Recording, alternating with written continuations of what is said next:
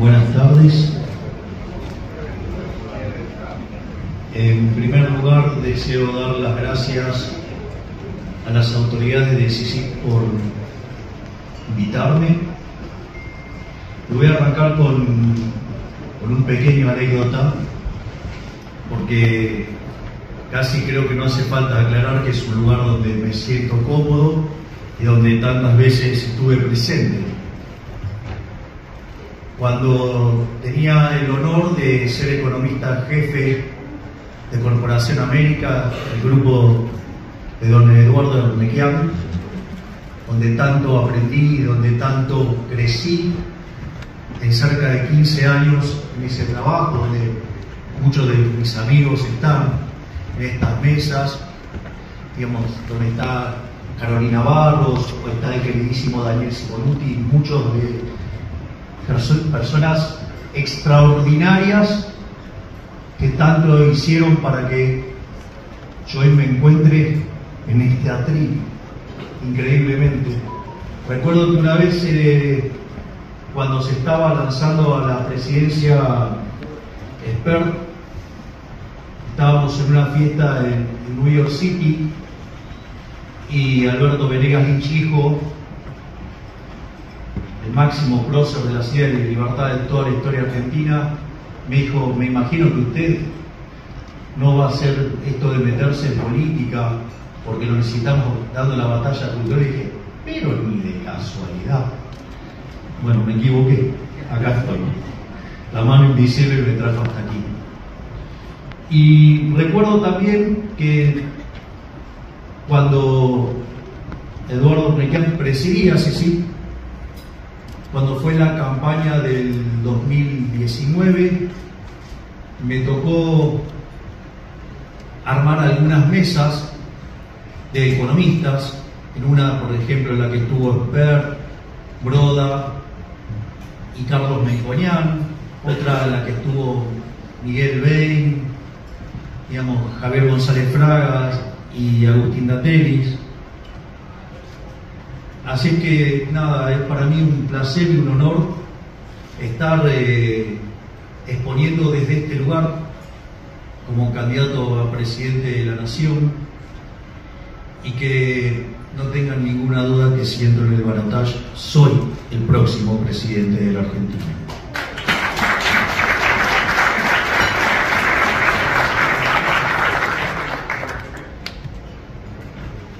Y tal como señalaba el presidente de CICIG, los desafíos que tenemos son enormes.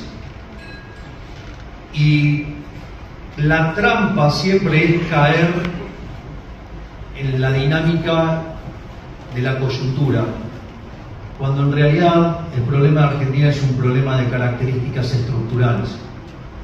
La decadencia argentina no empezó hoy. La decadencia argentina empezó hace más de 100 años. Argentina terminó el siglo XIX siendo el país más rico del mundo.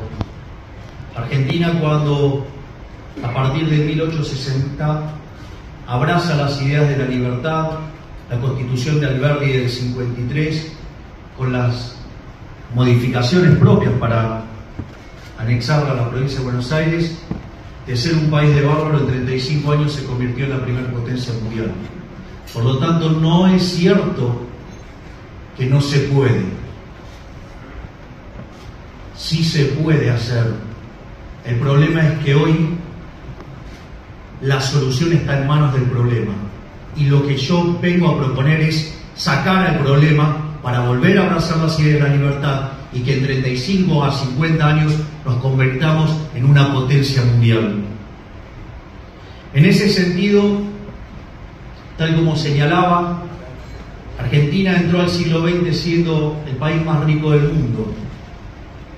Y hoy, medido por PBI per cápita, si uno lo tomara al tipo de cambio paralelo, que es el que hay, estamos en el lugar 140. Pero no solo eso, sino que además tenemos cerca del 45% de pobres y en crecimiento, y además Argentina, el país que produce alimentos para 400 millones de seres humanos, con una presión fiscal sobre el campo del 70%, es decir, que el Estado se lleva el alimento de 280 millones de seres humanos, hay 5 millones de argentinos que no les alcanza para comer. Por lo tanto, algo aquí está mal. Y en esa decadencia argentina, una de las cosas que hemos intentado explicar desde La Libertad Avanza es lo que nosotros llamamos el modelo de la casta, y es el modelo con el cual nosotros tratamos de explicar la decadencia argentina. Detrás de este modelo, detrás de este evento decadente, lo que se encierra es una frase que dice: donde hay una necesidad, nace un derecho. ¿Y cuál es el problema? El problema es que las necesidades son infinitas y cuando hay un derecho alguien lo tiene que pagar. Y como los recursos son finitos, tengo un conflicto entre necesidades infinitas y recursos finitos. Si se tratara solamente de resolver ese problema, mi papá, el escocés, estaría nada orgulloso de mí que diga que no se puede resolver, porque eso Adam Smith nos enseñó cómo se resuelve. Sin embargo, la solución de la mano invisible no es la solución que le gusta al Estado, a los políticos. De hecho, fíjense que los políticos suelen pedirle el voto para que les den el poder de arreglar sus vidas.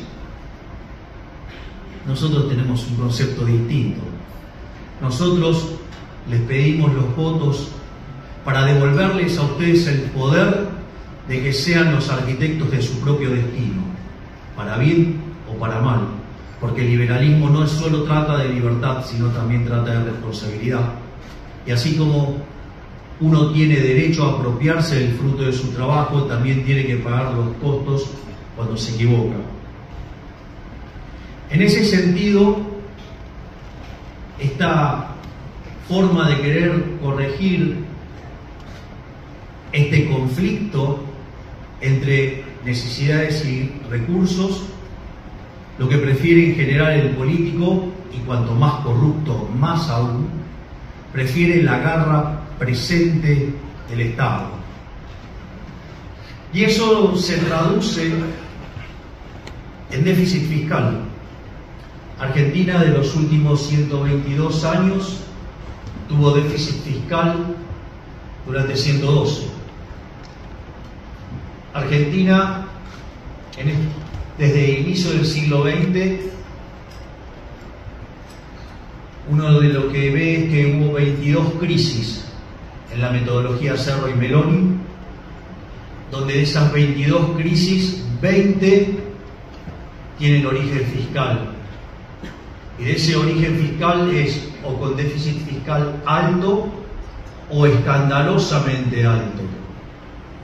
En cuanto a los casos escandalosos, tenemos el Rodrigazo en el año 1975 con 14 puntos del PBI, la tablita cambiaria en el 81 con 11, la hiperinflación del Alfonsín con 8, la salida de la convertibilidad con 7, y hoy, si tomamos el déficit entre Nación y Banco Central, el déficit verdadero llega a poco más de 12 puntos del PBI, es decir, que estamos verdaderamente en zona de riesgo.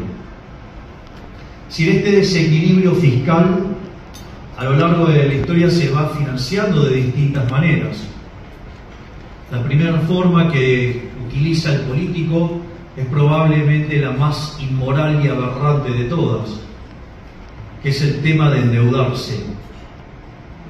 La deuda, más allá de estas crisis, es profundamente inmoral, porque básicamente es que la fiesta de la generación presente la paguen los que no votan, ¿sí? Nuestros hijos, nuestros nietos y hasta los que no nacieron. O sea, algo verdaderamente inmoral.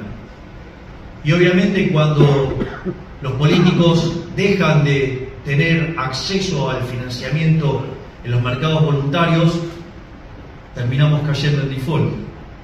Y es por ello que Argentina es el máximo defaulteador serial de la historia moderna.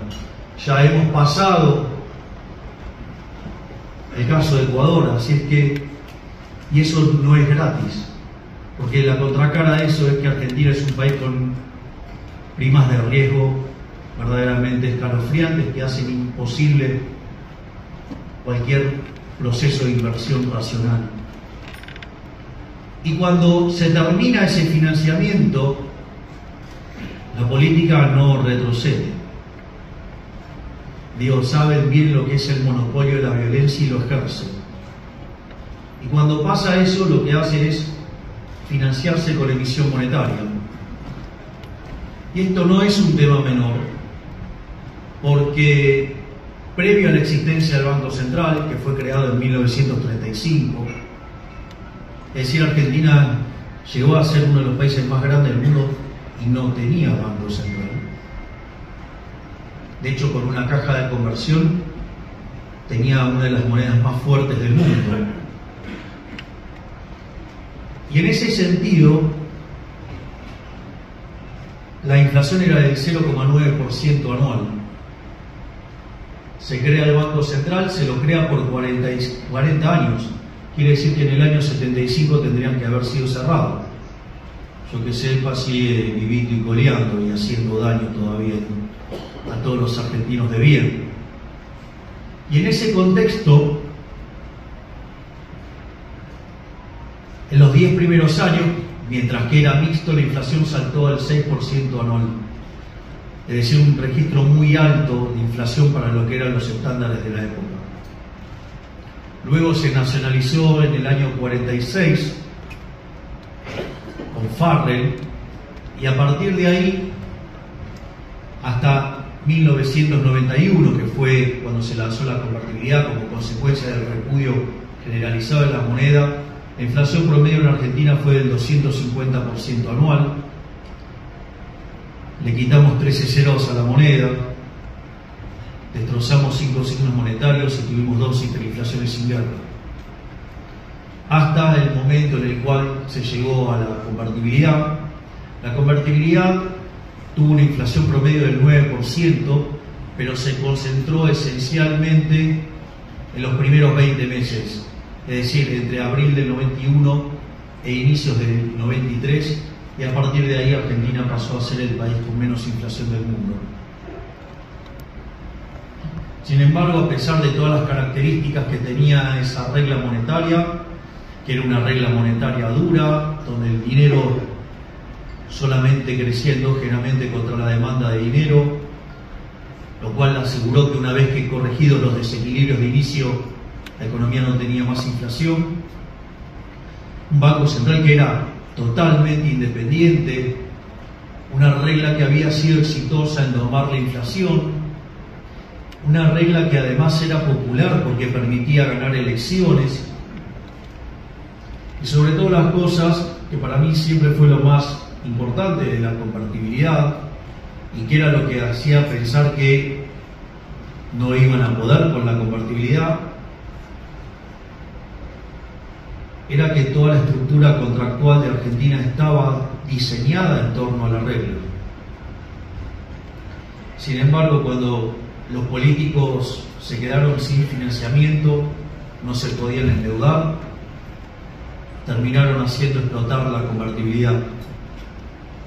Y en ese momento nos dijeron que esta vez iba a ser diferente. Y así, durante los primeros 4 años del kirchnerismo, la inflación estuvo cerca del 10%, en los segundos en torno al 20%, en el tercer gobierno kirchnerista en torno al 30%, con Macri estuvo en torno al 40%, y en ese sentido, hoy la inflación de los últimos 12 meses está en el 114%, en la punta corta está en torno al 140%, si tomamos alimentos está en torno al 200%, y además tenemos precios reprimidos entre 70 y 100 puntos de inflación adicional. Por lo tanto, Argentina tiene un problema inflacionario enorme,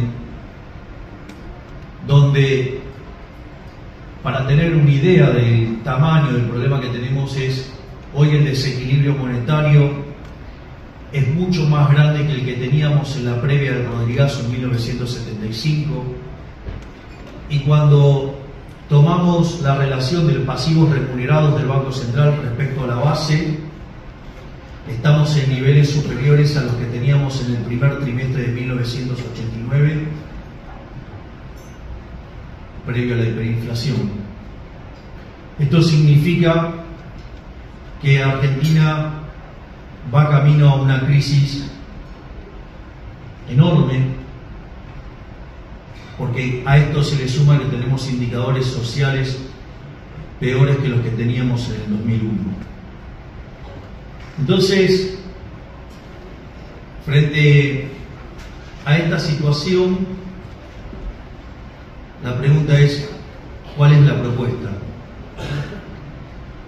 La propuesta es volver a las ideas de la libertad. Por eso siempre cuento y repito esa frase maravillosa de Alberto Venegas Lynch, hijo, que además tenemos el honor enorme y mayúsculo de tener como primer candidato a diputado nacional al queridísimo Alberto Venegas Lynch, nieto, o sea, el hijo de Alberto, el hijo del prócer, que está aquí en la sala, junto también, digamos, a Marcela Pagano o Juan Napoli y muchas de las personas que trabajan en este maravilloso grupo que es La Libertad Avanza, y que vamos a meter una cantidad enorme de diputados liberales. Vamos a tener un congreso de lujo. Y como si todo esto fuera poco, a la maravillosa Victoria Villarruel, que me acompaña en esta fórmula presidencial.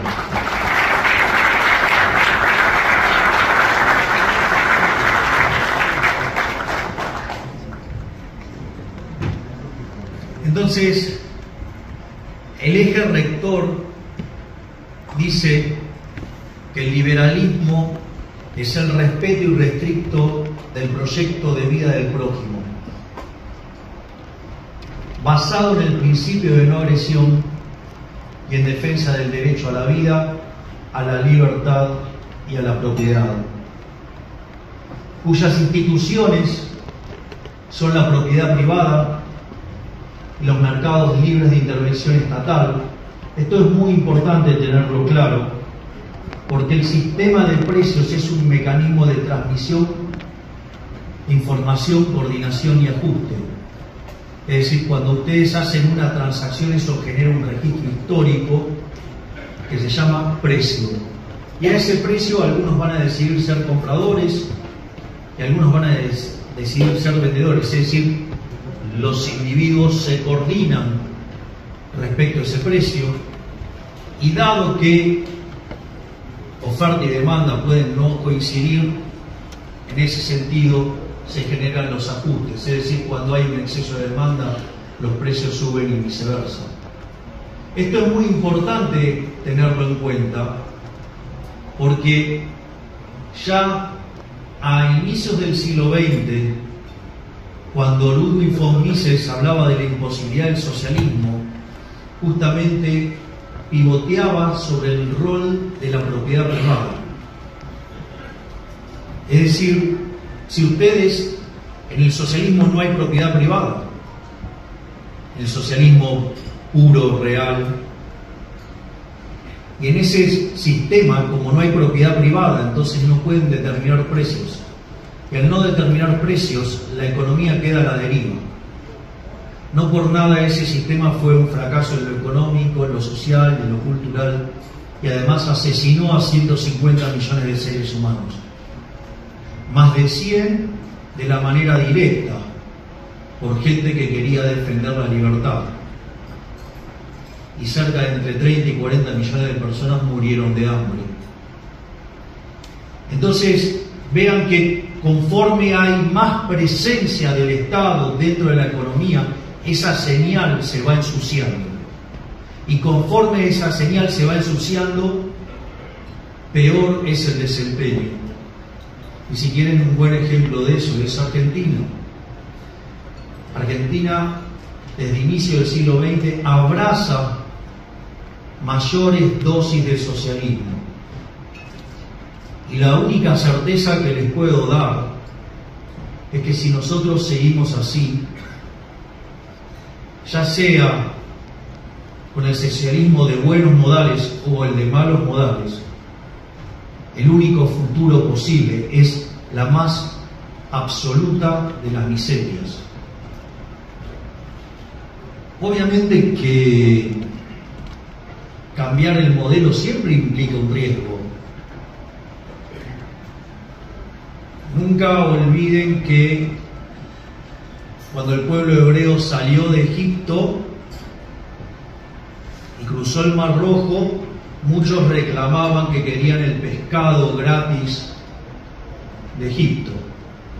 De hecho, cerca del 75% del pueblo hebreo se quedó en Egipto reclamando por el pescado gratis. Pero como dice Friedman, no hay tal cosa como un almuerzo gratis. Ese almuerzo gratis en realidad costaba la libertad. Y yo creo que podemos resignar a cualquier cosa, menos a la libertad. Es decir, nosotros no defendemos el liberalismo por una cuestión utilitarista, lo defendemos por una cuestión de índole moral. Y en ese sentido,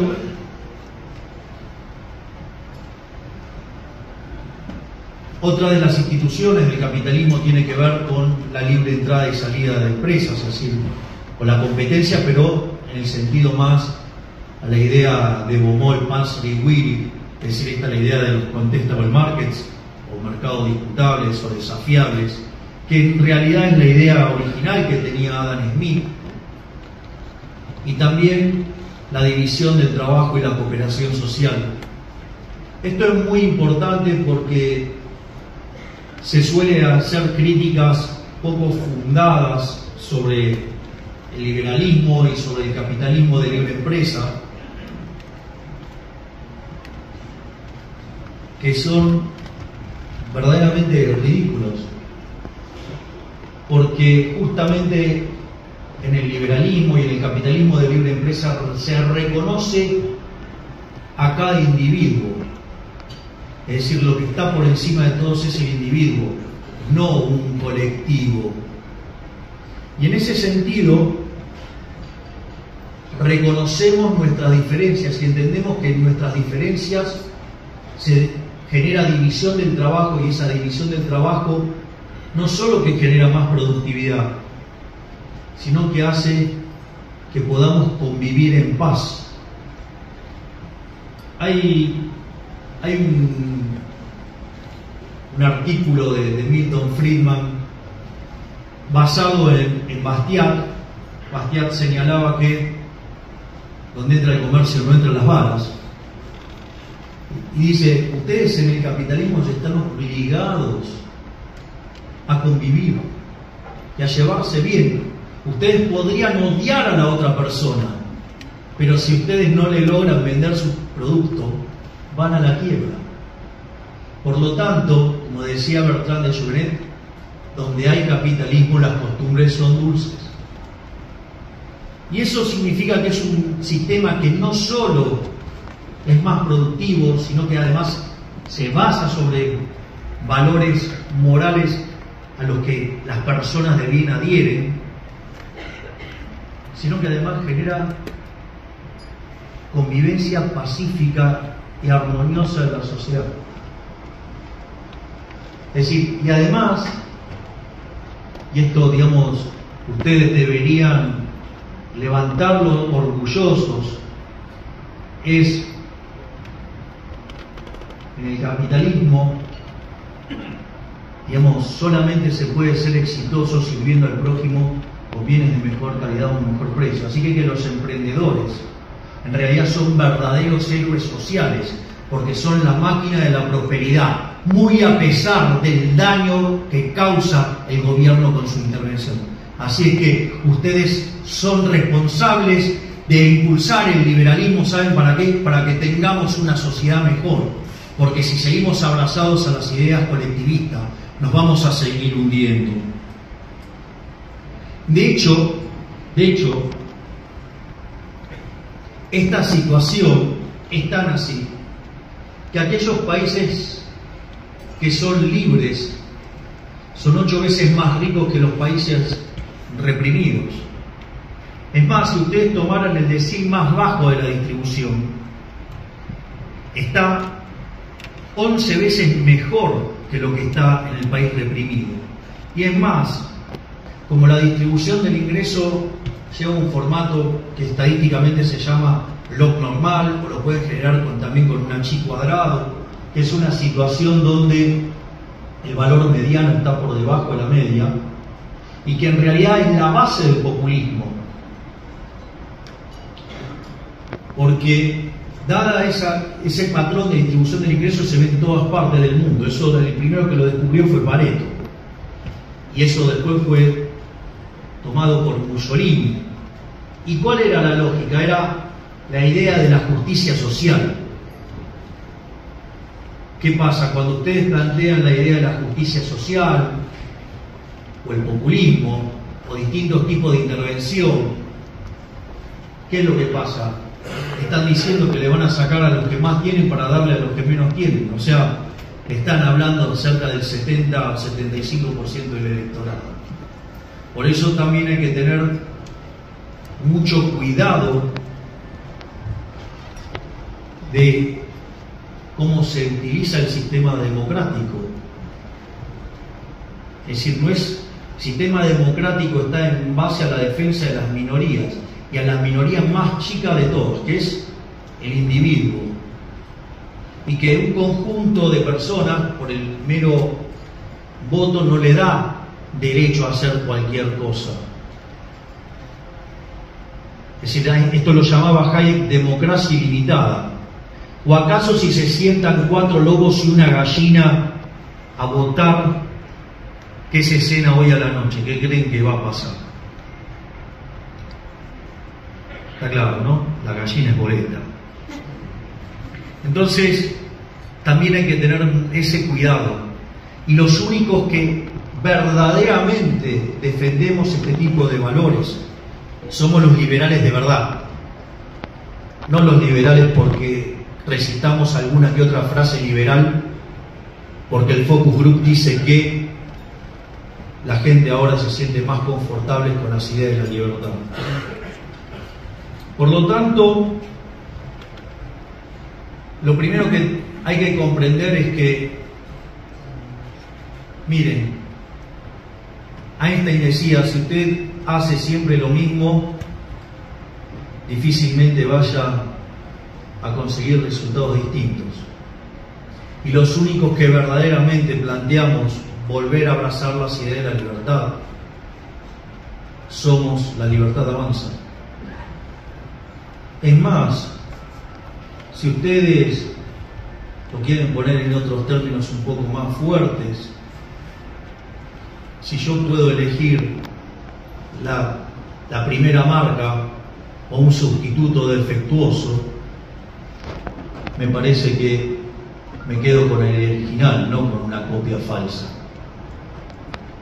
Y no solo eso, sino que también hay que entender que hoy ustedes pueden elegir entre casta versus casta, o pueden elegir entre casta y libertad, porque en el fondo una Argentina distinta es imposible con los mismos de siempre.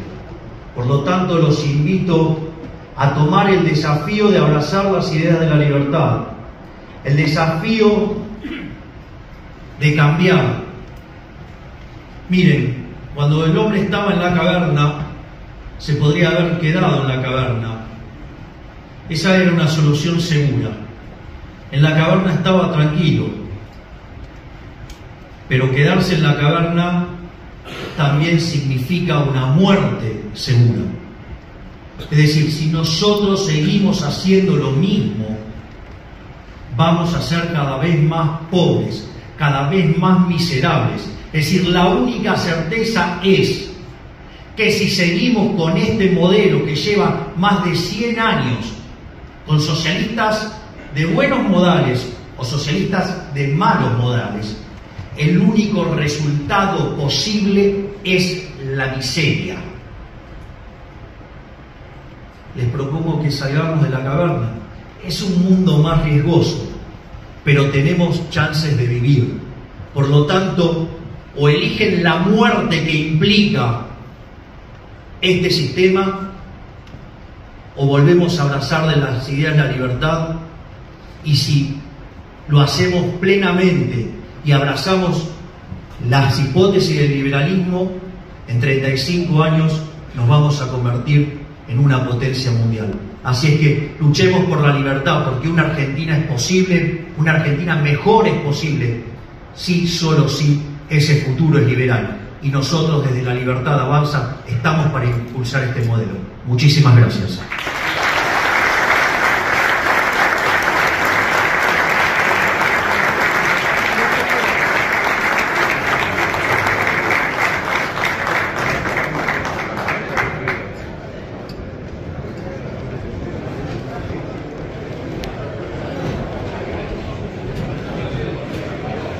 Alguna mesa cercana. ¿Cómo pensás reducir los planes sociales? Ok. Bien. El punto es el siguiente: si alguien viene y le dice que va a reducir los planes sociales de un día para el otro, le está mintiendo. Primer punto. Segundo punto, lo que hay que entender es que los beneficiarios de los planes sociales en realidad son víctimas.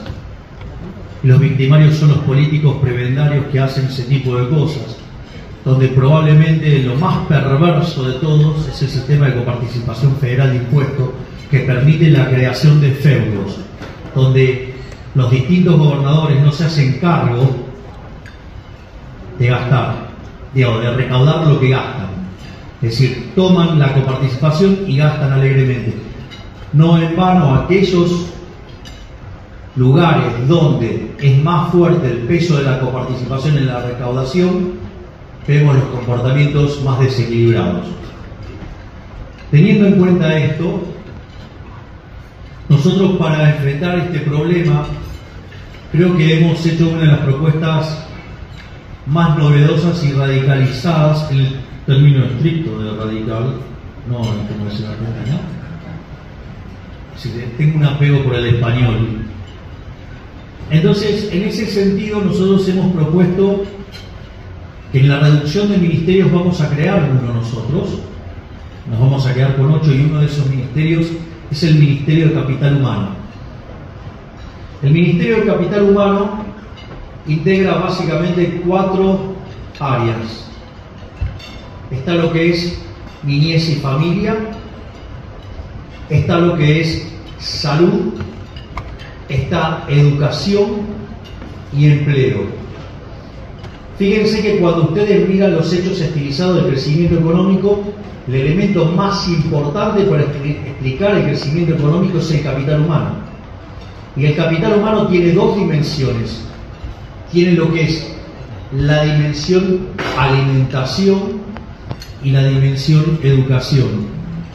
Entonces, si ustedes no se garantizan ya, digamos, desde el seno de la familia, cuidar a los jóvenes, cuidar a los niños, estamos hipotecando el futuro. Por lo tanto, no en vano hoy, cuando ustedes hacen la separación etaria de la pobreza en la Argentina, el segmento que más pobres tiene es el de los jóvenes o los niños de 0 a 14 años.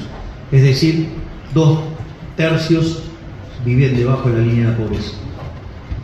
Por lo tanto, cuando ustedes arrancan con ese problema, esas personas después no pueden llegar a estudiar. Y no solo que no logran estudiar, sino que además el rendimiento es muy bajo. De hecho, En Argentina, cerca del 70% de los chicos que logra terminar el secundario no puede resolver un problema de matemática básico. Es más, no solo eso, sino que además la mitad no entiende lo que lee. Y además, en realidad, las instituciones educativas se han convertido básicamente en comederos. Esto no puede seguir siendo así. Para eso es importante, de vuelta, revitalizar el rol de la familia en la sociedad, trabajar en la contención de los niños porque su cerebro se forma en los 3 primeros años, dar contención en el plano de la salud, y una vez que uno logra eso lo que lo permite es que puedan estudiar, y eso va a permitir que se puedan integrar al mercado laboral.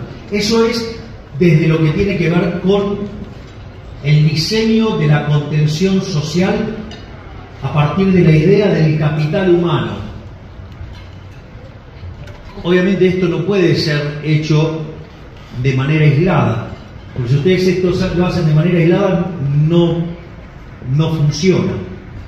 Por más que nuestro paradigma en política social sea que, a diferencia de lo que pasó históricamente en Argentina, que se dedican, la política social en Argentina es darte el pescado, nosotros tenemos pensado como política social enseñarte a pescar. Pero si no resolvemos los problemas del resto de la macro, estamos complicados. En ese sentido, esto hay que entenderlo dentro del programa. Nosotros en su momento hicimos una presentación de nuestro programa económico de largo plazo, aun cuando nos excede a nosotros los periodos involucrados en estas reformas. Pero esto es como una maratón, ¿no? O sea, si ustedes no dan el primer paso, no arrancan nunca. Ya sé que es largo, pero hay que dar siempre el primer paso. Y en ese sentido, una de las cosas que sí entran en las reformas de primera generación tiene que ver con la modernización del mercado laboral. Nosotros estamos pensando salir de este sistema, ¿sí?, lleno de trabas, de regulaciones y restricciones que hacen que Argentina no pueda crear puestos de trabajo en el sector privado desde el año 2011, e ir a un sistema de seguro de desempleo. Aquellos que tengan vínculos con la construcción conocerán el modelo de la UOC, que lo vendría a ser, pero con mayor profundidad financiera. Eso en una situación donde además nosotros también estamos proponiendo reformas en el plano fiscal, más conocido como el plan motosierra, o que una vez que seamos competitivos fiscalmente y que seamos competitivos laboralmente, ahí vamos a estar en condiciones de abrir unilateralmente la economía, y obviamente que en paralelo vamos a avanzar en dolarizar. En ese contexto, una de las cosas que va a pasar es que ustedes, cuando estabilizan, van a tener un rebote muy fuerte. Y en estas condiciones que estamos planteando, con mercados laborales que van a ser flexibles, con un contexto donde se va a favorecer el hecho de que los agentes sean libres, y por ende esto va a implicar un rol muy importante para el ahorro y para la inversión. Es decir, en un mercado laboral flexible, eso va a implicar que desde donde estamos arrancando va a ser muy intensivo el trabajo. Entonces vamos a tener mucha intensidad en creación de puestos de trabajo genuinos, vamos a tener mejora de los salarios reales como consecuencia del aumento de la productividad, y además los mejores salarios además van a impulsar un aumento de la pega. Por lo tanto, con esas cuestiones uno entra a lo que llamamos las reformas de segunda generación, donde por un lado los planes sociales van a ir siendo abandonados por la gente, y aunque esa es la mejor lógica, es decir, que las personas, ¿sí?, como un acto de libertad, se liberen de sus opresores, o sea, los políticos, y sean libres y tengan con qué hacerlo. No solo eso, sino que esto también aplica a lo que tiene que ver con el sistema previsional. Si ustedes se fijan, esto lo que está haciendo es impactar de modo directo sobre los key value drivers del sistema previsional. Bueno, acaba de entrar nuestra candidata a diputada, la licenciada Petovelo, que además es quien está a cargo de los temas sociales y que si llegamos a la presidencia va a ser nuestra ministra del Capital Humano.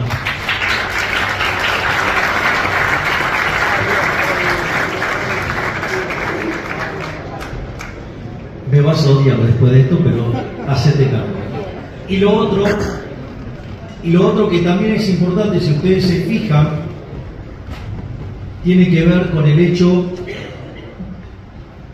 de lo que sería una segunda vuelta de reforma del Estado, porque ahora con un mercado laboral flexible, con una economía creciendo, es posible aplicar un programa de retiros voluntarios y que sea exitoso. Por lo tanto, seguramente me adelanté a algunas de las preguntas, pero me pareció interesante ver que esto tiene todo un entramado y cómo está relacionada cada política una con la otra, porque nosotros en serio queremos hacer un cambio. Y este cambio es el que va a permitir poner a la Argentina de pie. Y si no lo sabemos dar la contención social en la transición, vamos a estar dinamitando el valor de las ideas de la libertad. Por lo tanto, uno no puede dejar de contemplar en el diseño de los programas la arista social. Muchas gracias. Me ahorraste 2 preguntas más que ya me las contestaste. Bueno, puedo contestar otras entonces. Entonces voy a otra.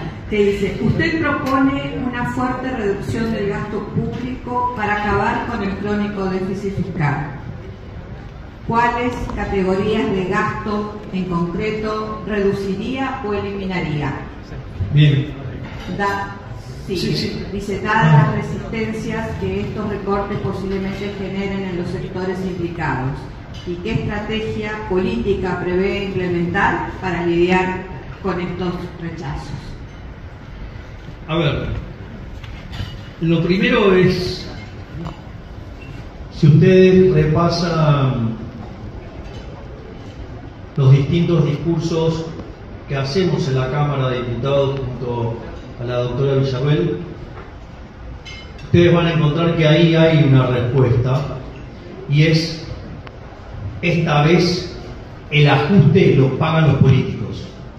Se terminó esto de que el ajuste lo paga el sector privado, ya sea futuro, con deuda, ya sea presente, castigando a los más vulnerables con la inflación, o ya sea castigando a los productores de riqueza, generadores de riqueza, con impuestos. Esta vez el ajuste tiene que venir por el lado del gasto, y vamos a aplicar una motosierra en el lado del gasto. Y las partidas que vamos a tocar son partidas de donde roban los políticos.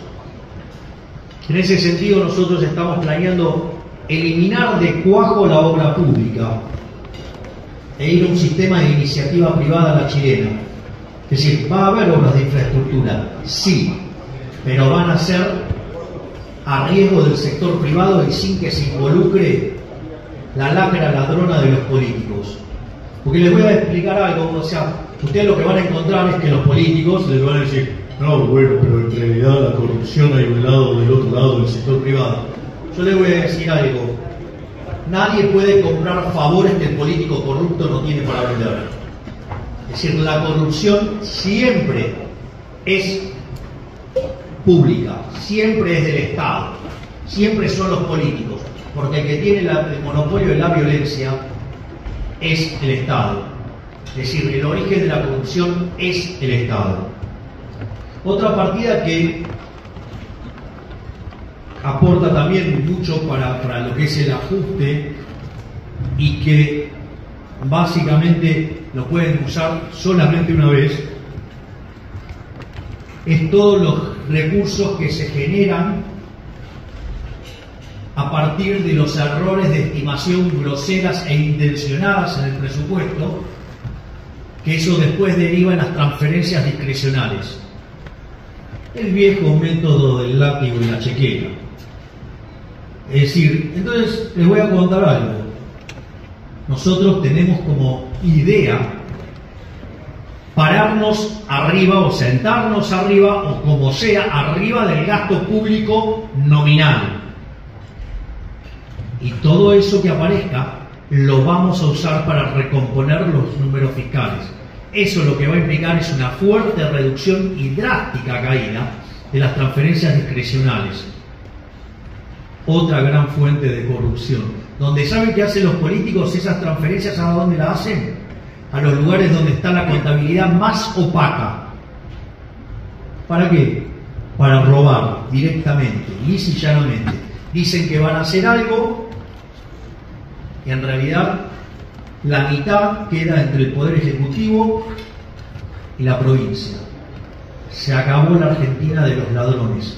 Se acabó que la política sea un mecanismo de progreso para los parásitos de la política.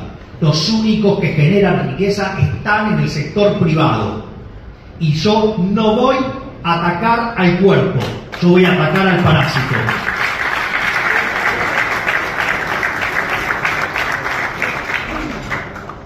Otra de las medidas de ajuste que nosotros vamos a proponer es eliminar los subsidios económicos, pero recalibrando la ecuación económica financiera del contrato.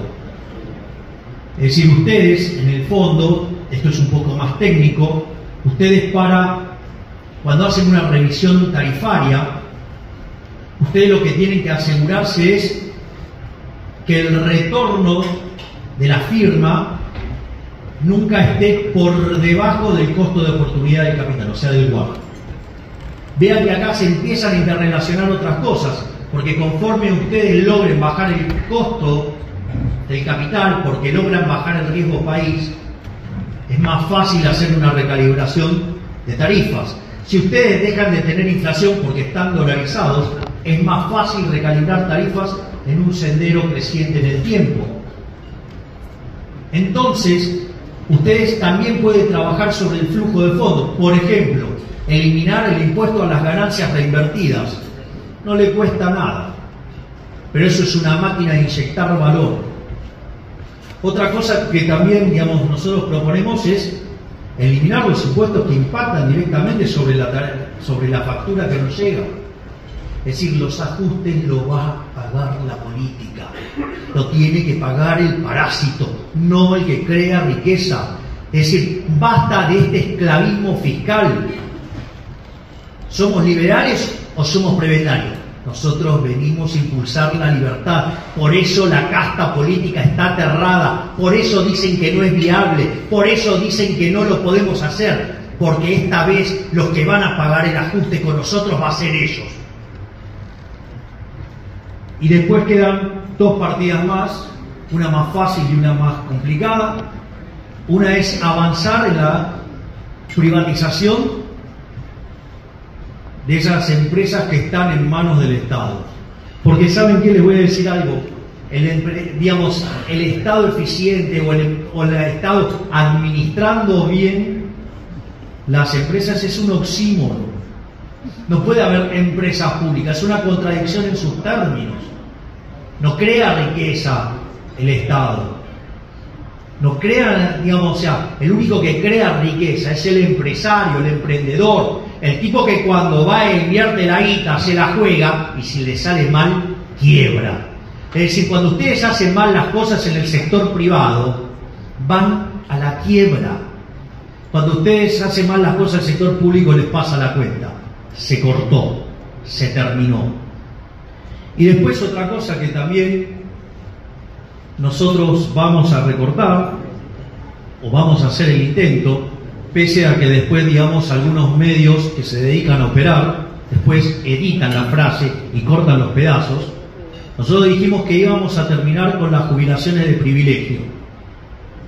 Después titularon que nosotros queríamos recortar jubilaciones. Eso es para que vean, lo sucio que juegan muchos en esto y tienen complicidad en los medios. Por lo tanto, ese es el programa donde nosotros Con esto no solo que vamos a poner en caja las cuentas públicas, sino que además vamos a comenzar un proceso de reducción de impuestos. ¿Para qué? Para devolverles la libertad, para que podamos volver a crear riqueza, porque en el fondo ustedes saben lo que es crear riqueza, no un burócrata detrás de un escritorio que lo único que hace es crear regulaciones para tener kiosquitos. Próximo. Bueno, con esas respuestas me quedo sin preguntas.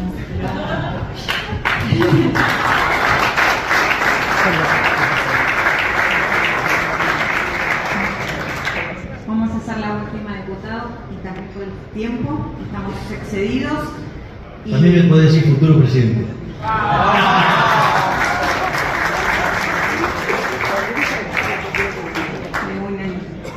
¿Cuáles serían las primeras medidas del gobierno, que creo que Pablo las contestó ya, y en qué tiempo se tomarían? A ver, Es la última.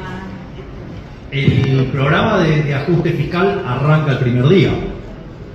Es decir, el primer día, digamos, ya lo arrancamos ya desde el vamos, frizando el gasto público. No solo eso, sino que además, obviamente que hay que hacer toda una serie, por ejemplo, de cuestiones que tienen que ver con la instrumentación de medidas, eso demanda tiempo, pero también el primer día que llegamos mandamos la ley de reforma del sistema financiero que a la postre termine con el Banco Central. Es decir, nosotros tenemos un compromiso de terminar con la inflación en serio.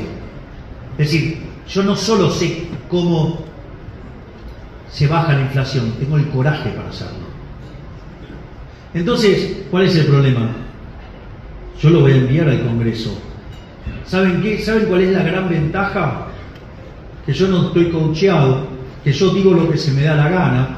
Entonces, como consecuencia de eso, yo digo lo que voy a hacer. O sea, si a mí se me elige presidente, yo tengo un mandato.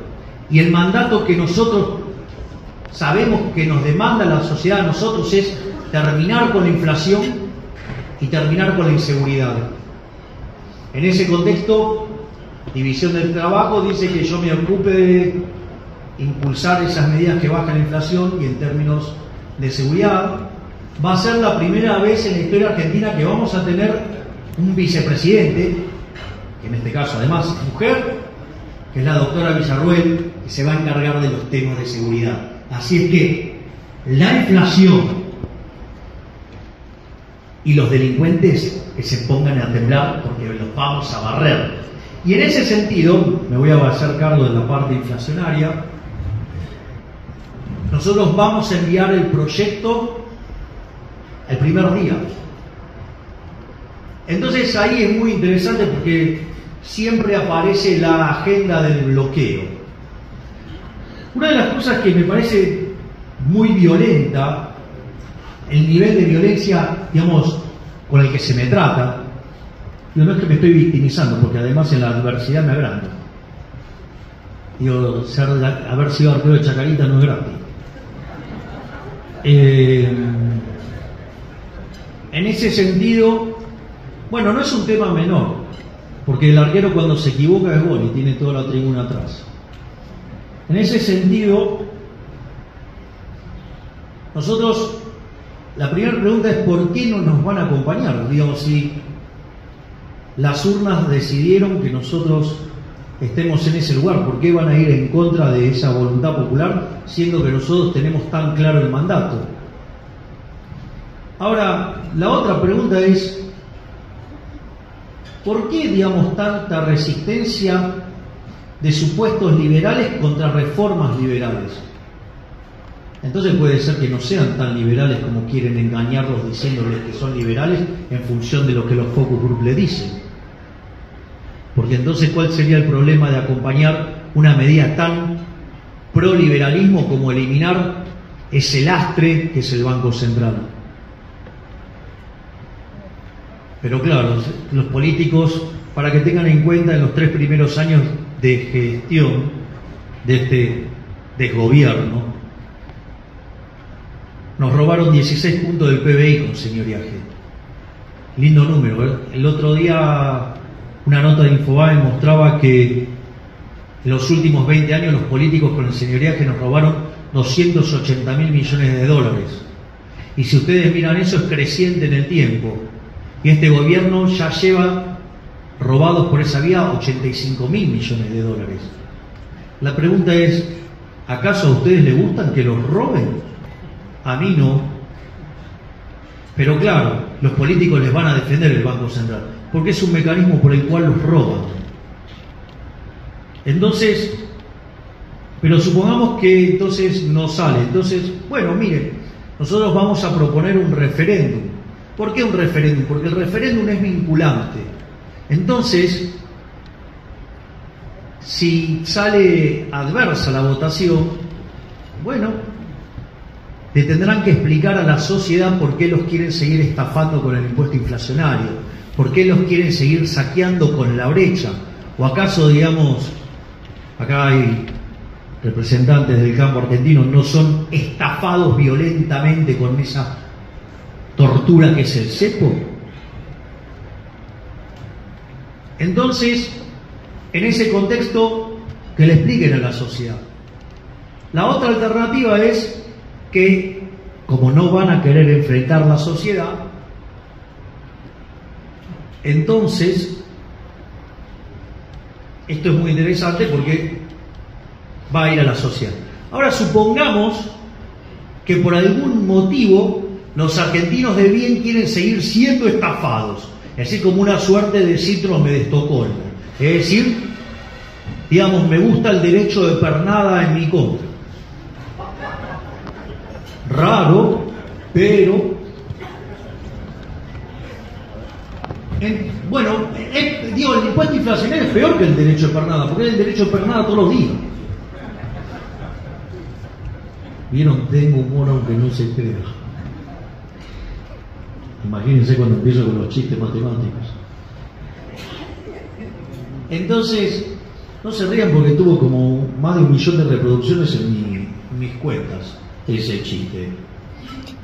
Es un chiste que conté sobre las funciones matemáticas, que hay un baile de funciones matemáticas. Entonces estaba seno, coseno bailando, estaba tangente.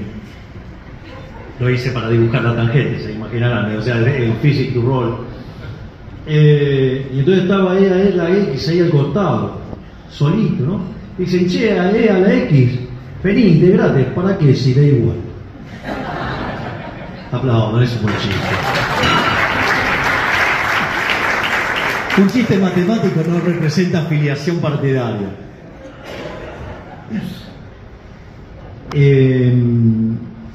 Entonces, ahora, ¿qué pasa si nos va mal? Bueno, mire, sería raro porque nosotros el mandato es claro, pero si nos fuera mal, les voy a contar algo. Como no me van a dejar utilizar la política monetaria para terminar con la inflación, que eso es lo que dicen los libros de texto, digamos, se llama Principio de Clasificación Efectiva de los Instrumentos de Mercado, de Robert Mundell, eso lo escribió allá por 1968. ¿Saben qué voy a hacer? Voy a sobrereaccionar el ajuste fiscal. Voy a hacer que los políticos sufran más. Es decir, se terminó la estafa de los políticos a los ciudadanos de bien. Es casta versus libertad, en serio. ¿Es libertad o nada? Muchas gracias.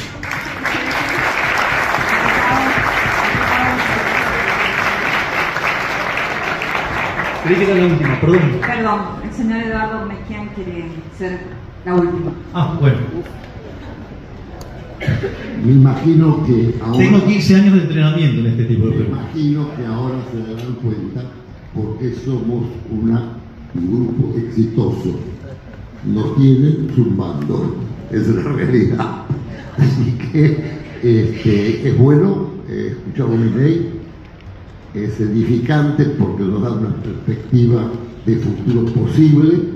Podemos, sí podemos, se puede hacer, lo han hecho y lo podemos hacer, pero hay que ser ordenado, programado, disciplinado y coherente. Eso es lo que tenemos y nos falta a la sociedad argentina. Discúlpenme que lo interrumpo a Milei, pero gracias, Milei. Gracias, Eduardo. Muchas gracias a todos.